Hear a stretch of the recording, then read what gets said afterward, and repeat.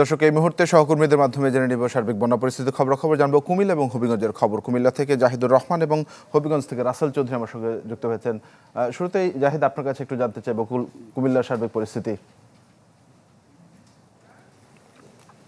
তানভীর, আসলে এখানকার পরিবেশটা এতটা মানবিকভাবে বিপর্যস্ত, এটা আসলে সচক্ষে না দেখে আসলে বোঝার উপায় নেই। কারণ গত দুদিনের যে বন্যা, সেটা কিন্তু আসলে আমরা যেটুকু জানি যে আসলে বুড়িচং উপজেলার যে বুরবুরি এলাকা, সেখান থেকেই আসলে অন্যান্য যে গ্রাম সেখানে প্লাবিত হয়েছে। এবং আপনি দেখছেন যে আসলে সাধারণ মানুষ কিভাবে কত কষ্ট করে আপনার হাঁটু পানি ভেঙে আপনার নিজ নিজ গন্তব্যে যাচ্ছে। অনেকেই কিন্তু পানিবন্দী হয়ে আটকে আছেন। তো আমরা সকাল থেকে যেটুকু দেখেছি যে আসলে এখানে সাধারণ মানুষের যারা খাদ্য সংকট এবং বিশুদ্ধ পানির একটা সংকট দেখা দিয়েছে। এবং কিছুক্ষণ আগে আমরা দেখেছি যে বুড়িচং উপজেলার ইসাপুরা এলাকায় খাদ্য ত্রাণবাহী যারা এসেছেন, এর মধ্যে সানরাইজের একটি গাড়ির সাথে আপনার যারা ক্ষুধার্ত মানুষ, তারা আসলে খাদ্যের জন্য তাদের সাথে আসলে পাল্টা ধাওয়ার মতো ঘটনা ঘটেছে। এবং পরবর্তীতে যদিও বিষয়টা নিয়ন্ত্রণে এসেছে এবং তারা বলছেন যে আসলে খাদ্য যারা দিচ্ছেন, ত্রাণ নিয়ে আসছেন, তারা কিন্তু একটা বৈষম্য তৈরি হচ্ছে। যারা কেউ পাচ্ছে কেউ পাচ্ছে না, একই জায়গায় বারবার দেয়া হচ্ছে, ফলে কিন্তু কেউ ক্ষুধার্ত থেকে যাচ্ছে, আবার অনেকেই দেখা যাচ্ছে যে অর্ধাহারে কিছুটা পেয়েছে, আবার অনেকে একই ব্যক্তি একাধিকবার পেয়েছে। এমন চিত্র কিন্তু আমরা আসলে এখানে দেখেছি। আসলে সুনির্দিষ্টভাবে আসলে এখানে বিশৃঙ্খলা নিয়ন্ত্রণে বা ত্রাণ সরবরাহের ক্ষেত্রে ম্যানেজমেন্ট না থাকার কারণে মূলত এই ধরনের সমস্যা হচ্ছে। এবং তারা দাবি করছেন যাতে এখানে যারা পানিবন্দী মানুষ আছেন প্রত্যেকের জন্য খাবারটা সমভাবে পায়। এটার জন্য আইন শৃঙ্খলা বাহিনী এবং সরকারিভাবে এখানে যারা ত্রাণ সরবরাহ করছে তাদেরকে যেন সেভাবে সহায়তা দেওয়া হয়। এই হচ্ছে এখানকার মানুষের দাবি। এই ছিল কুমিল্লা থেকে সর্বশেষ তানভীর। জাহিদ, ধন্যবাদ আপনাকে। হবিগঞ্জের খবর জানবো। রাসেল, নিশ্চয় শুনতে পাচ্ছেন, কি খবর থাকছে? যদি চাও টেস্ট স্বাদ হট টমেটো সস, বেস্ট স্বাদ হট টমেটো সস এখন নতুন স্বাদে।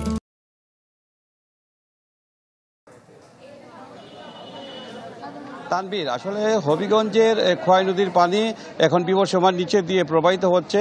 এখন কিন্তু নদী শান্ত রয়েছে, তবে হবিগঞ্জ শহরের যে এলাকাগুলোতে প্লাবিত হয়েছিল, বিশেষ করে রিচি ইউনিয়নের বিভিন্ন গ্রাম, এই গ্রামগুলোতে কিন্তু এখনও পানি কিছুটা রয়েছে। তবে কিছুটা রয়ে গেলেও কিন্তু বাকিগুলোতে এখন কিন্তু আশ্রয় কেন্দ্রগুলো ছিল। হবিগঞ্জে 112টি আশ্রয় কেন্দ্র ছিল, এর মধ্যে এখন 60টি আশ্রয় কেন্দ্র খোলা আছে, বাকিগুলো বন্ধ রয়েছে। এই 60টি আশ্রয় কেন্দ্রতে মোটামুটি প্রায় 1060 জন লোক অবস্থান করছে। আমি এখন আছি রিচি ইউনিয়নের রিচি হাই স্কুলে। এখানে 382 জন লোক অবস্থান করছেন এবং এখানে কিন্তু বিভিন্ন বেসরকারি সংগঠন, ব্যক্তিগতভাবে বিভিন্ন লোকজন কিন্তু খাবার নিয়ে আসছেন এবং যারা বানবাসী মানুষ তাদেরকে খাবার পরিবেশন করছেন। বিশেষ করে একটি কথাই বলতে হয় যে যারা আশ্রয় কেন্দ্রে অবস্থান করছে তারা কিন্তু সরকারি ত্রাণও পাচ্ছেন, আবার ব্যক্তিগত সহযোগিতা পাচ্ছেন। তবে যারা বাড়ি ঘরে আটকা রয়েছে তারা কিন্তু এখনো তেমন কোনো সহযোগিতা পাচ্ছে না। বিশেষ করে বিশুদ্ধ পানির যে সংকট বা খাবারেরও সংকট রয়েছে।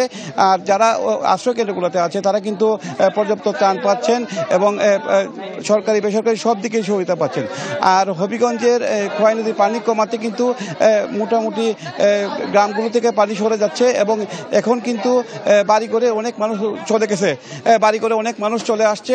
তবে পানি উন্নয়ন বোর্ড যেটি জানিয়েছে যে এখন 2-1 দিন যদি এই আবহাওয়া ভালো থাকে, বৃষ্টিপাত না হয়, তাহলে কিন্তু স্বাভাবিক হয়ে আসবে। ধন্যবাদ আপনাকে। দর্শক, আমাদের সঙ্গে মৌলভীবাজার থেকে আমাদের আরেক সহকর্মী আব্দুর রব, তিনি যুক্ত হয়েছেন। জানবো মৌলভীবাজারের খবর। আব্দুর রব। জি তানভীর, মৌলভীবাজারে আসলে নদ নদীর পানি কমছে, বন্যা পরিস্থিতি ধীরে ধীরে উন্নতি হচ্ছে, কিন্তু মানুষের দুর্ভোগ বাড়ছে। নদ নদীগুলোর মধ্যে ধলাই নদীর পানি বিপদসীমার অনেক নিচ দিয়ে নেমে এসেছে এবং মনু নদীর পানি 2টি পয়েন্টের মধ্যে একটি পয়েন্টের নিচ দিয়ে প্রবাহিত হচ্ছে, আরেকটি পয়েন্টে বিপদসীমার 90 সেন্টিমিটার উপর দিয়ে প্রবাহিত হচ্ছে। আমি যদি একটু দেখাতে চাই আসলে মৌলভীবাজারে যে উপরীয় অংশের বা বিভিন্ন হাট বাজার থেকে পানিগুলো ধীরে ধীরে নিচের দিকে নামছে এবং নিচের দিকে নামার প্রেক্ষিতে উপরের দিকে যদিও শুকনো হচ্ছে, কিন্তু নিচের দিকে প্লাবিত হচ্ছে এবং নিম্নাঞ্চল প্লাবিত হয়, নিম্নাঞ্চলের দিকে বন্যা আর সৃষ্টি হচ্ছে। এখানে দেখা যাচ্ছে যে বিভিন্ন প্রতিষ্ঠানগুলো আসলে অনেক পানি ছিল, প্রায় 5 থেকে 6 ফিট পানি ছিল, সেখানে এখন 2 থেকে 2.5 ফুট পানিতে নেমে এসেছে। এটা মূলত মৌলভীবাজার জেলার রাজনগর উপজেলার একটি অংশ, সেখানে অনেক পানি ছিল, এখন পানি অনেকটা নিচের দিকে নেমে গেছে। এবং যে বিষয়টা বলতে চাই যে এই যে বন্যার সময় আসলে যে ত্রাণ তৎপরতার বিষয়টা, সরকারিভাবে যতটুকু ত্রাণ তৎপরতা দেওয়ার কথা ততটুকু না দেওয়া হয়, কিন্তু স্বেচ্ছাসেবক বা শিক্ষার্থীরা যে পরিমাণ সহায়তা এবং বিশুদ্ধকরণ ট্যাবলেট যে সুপেয় পানির যে ব্যবস্থা করেছেন সেটা অনেকটা প্রশংসনীয়। এবং এই স্বেচ্ছাসেবক এবং শিক্ষার্থীরা যদি এই সময়ে ঝাঁপিয়ে না পড়তেন তাহলে হয়তো দুর্গত মানুষের আরও দুর্ভোগ বাড়ত। একই সাথে এটা বলতে চাই যে আসলে উপরি অংশ থেকে কিছুটা পানি নামলেও নিচের দিকে অনেকাংশ প্লাবিত হচ্ছে এবং জেলার বিভিন্ন এলাকা এখনও প্লাবিত রয়েছে এবং দুর্ভোগে রয়েছে মানুষ। পাশাপাশি আরেকটি বিষয় এখানে উল্লেখ করতে চাই, সেটা হচ্ছে যে মৌলভীবাজার এবার নিয়ে হচ্ছে তৃতীয় দফা বন্যার মুখোমুখি হচ্ছে এবং এই উপরে অংশের পানি যখন নিচের দিকে নামবে তখন হাওর কেন্দ্রিক যে বন্যা বা নিচু অংশের মানুষের যে দুর্ভোগ সেটা অনেকটা বেড়ে যাবে। এবং এই হাওর অঞ্চলের মানুষ এর আগে অলরেডি তারা 2 দফা বন্যা মোকাবেলা করেছেন। এবার যদি পানি নিচের দিকে গিয়ে দীর্ঘস্থায়ী হয় তাহলে হয়তো তাদের দুর্ভোগটা আরও বাড়বে।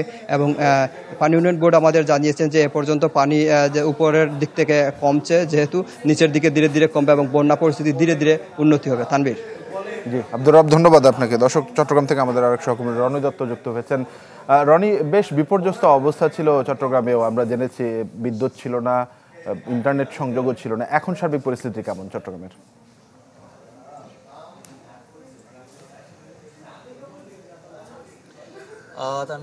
আমরা এখন অবস্থান করছি চট্টগ্রামের ফটিকছড়িতে। আসলে ফটিকছড়িতে এবং হাটাজারি এবং মিরসরাই, অর্থাৎ যেসব এলাকায় আসলে নদী রয়েছে, হাটাজারিতে হালদা নদী রয়েছে, ফটিকছড়িতে ধুরং খাল এবং সত্তর খাল রয়েছে এবং মিরসরার দিকে ফেনী নদী। তো এই সব এলাকা কিন্তু আসলে খুবই পানিতে প্লাবিত হয়েছে এবং এখনকার যে আমি যদি একটু দেখাই ফটিকছড়ির অবস্থা, এখানে এখন পর্যন্ত থই থই পানি করছে চারিদিকে। আপনি দেখেন যতটুকু চোখ যায় ততক্ষণ পর্যন্ত পানি। তবে স্থানীয়রা বলছেন যে পানি আগের তুলনায় অনেকটাই কমেছে। কোথাও কোথাও এখনো পর্যন্ত হাঁটু পানি এবং কোথাও কোথাও কোমর পানি, কিন্তু গতকালকে সেই পানি ছিল কোথাও কোথাও টিনের চারা পর্যন্ত ছুঁয়েছে, এরকম পানি কিন্তু রয়েছে। তো এখানকার যে পরিস্থিতি, স্থানীয়রা যেটি বলছেন যে এখন ইন্টারনেটের যে সেটি কিন্তু স্বাভাবিক হয়েছে। কিছু কিছু এলাকায় বিদ্যুৎ এসেছে, এখন পানি নামছে, কিন্তু এখন বিশুদ্ধ পানি এবং শুকনো খাবারের সংকট রয়েছে। যেহেতু এখনো পানি রয়েছে অনেক জায়গায়, এখনো ঘরের মধ্যে যে চুলা সেটি জ্বালানো যায়নি। তো সেক্ষেত্রে এই দুটি সংকটটা রয়েছে। একই সাথে শিশুদের যে খাবার সেটি রয়েছে এবং পাশাপাশি আপনি জানেন যে কি বন্যা পরবর্তী যে কার্যক্রম, সেখানে কিন্তু যে নানা রকম রোগ ব্যাধির একটি সংক্রমণ হয়, যেহেতু বিশুদ্ধ পানির অভাব থাকে, সেক্ষেত্রে যে খাবার স্যালাইনের অভাব কিন্তু রয়েছে। তো সবকিছু মিলিয়ে এখন পর্যন্ত বিপর্যস্ত এই জনপদে বেশ কিছু সমস্যা রয়েছে। সেই সমস্যাগুলো আসলে মোকাবেলা করার জন্য প্রশাসনের যে সহযোগিতা, সেই সহযোগিতা দাবি করছেন। যেহেতু ধীরে ধীরে পানি কমছে, কয়েকদিনের মধ্যেই আসলে পানি হয়তো আরও একেবারেই কমে যাবে, তখন কিন্তু যে সমস্যাটি প্রকট হবে সেই সমস্যাটি হচ্ছে খাবার পানি এবং খাবার স্যালাইন এবং ওষুধ, সেটি যেন দ্রুত ব্যবস্থা করা হয়। সে ব্যাপারে প্রশাসনের সহযোগিতা চেয়েছেন স্থানীয়রা। প্রশাসন থেকেও বলা হচ্ছে তারা আসলে এখন পর্যন্ত যেটি 50 মেট্রিক টন চাল আসলে এখান থেকে খাদ্য সহায়তার কথা বলা হচ্ছে। একই সাথে এইসব এলাকাগুলোতে যেসব বিভিন্ন জায়গা থেকে স্বেচ্ছাসেবীরা কিন্তু আসেন, বিভিন্ন সংগঠন থেকে। আমরা সকাল থেকেই দেখছি ফটিকছড়িতে বিভিন্ন এলাকা থেকে কিন্তু বিভিন্ন জায়গায় এই স্বেচ্ছাসেবীরা তারা তাদের যে শুকনো খাবার এবং বিশুদ্ধ পানি সরবরাহ করার চেষ্টা করছেন, যদিও সেটি প্রয়োজনের তুলনায় খুবই অপ্রতুল।